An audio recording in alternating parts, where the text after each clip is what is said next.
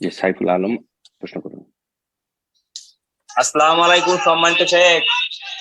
ওয়ালাইকুম আসসালাম ওয়া রাহমাতুল্লাহি ওয়া বারাকাতুহু। জি বলেন। আমি ইন্ডিয়া নদিয়া জেলা থেকে বলছি। মাশাআল্লাহ তাবারাকাল্লাহ। বলেন। আহলান ওয়া সাহলান। আমার জানার বিষয় হচ্ছে, আমাদের একটা বাচ্চাদের একাডেমি স্কুল আছে, জি সেখানে জাতীয় সঙ্গীত পড়ানো হয়। এখন যদি জাতীয় সঙ্গীত বন্ধ করা হয় তাহলে স্কুলটা বন্ধ হওয়ার সম্ভাবনাও আছে। তাহলে এক্ষেত্রে আমাদের করণীয়টা কি জানাবেন ইনশাল্লাহ।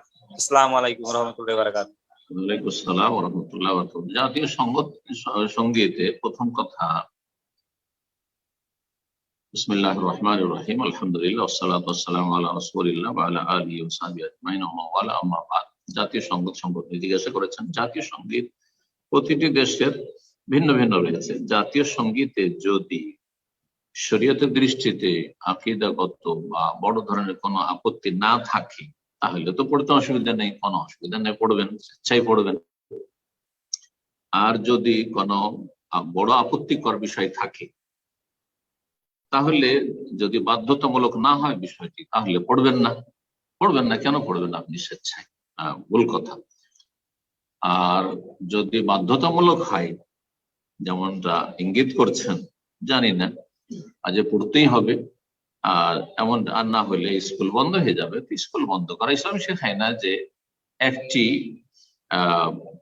ভুল থেকে বা একটি আপনার গুনাহ থেকে বাঁচার জন্য আপনি বহুমুখী উপকারিতাকে আপনি উপকারিতা থেকে নিজেকে বঞ্চিত করবেন, অথবা নিজের জাতিকে বঞ্চিত করবেন, অথবা ক্ষতিগ্রস্ত হবেন। এটা ইসলাম শেখায় না, এটি হিকমত নয়, এবং এটি মাকাসিদুশ শরিয়া, শরীয়তের যে লক্ষ্য উদ্দেশ্য তার পরিপন্থী, যে আপনি একটা লাভ করতে গিয়ে 10টা ক্ষতি করবেন, একটি লাভ করতে গিয়ে 10টি ক্ষতি করবেন, এটা ইসলাম শিখায় না। সুতরাং যদি বাধ্যতামূলক বিষয়টি হয় তাহলে পড়বেন। আল্লাহ মাফ করবেন ইনশাআল্লাহ।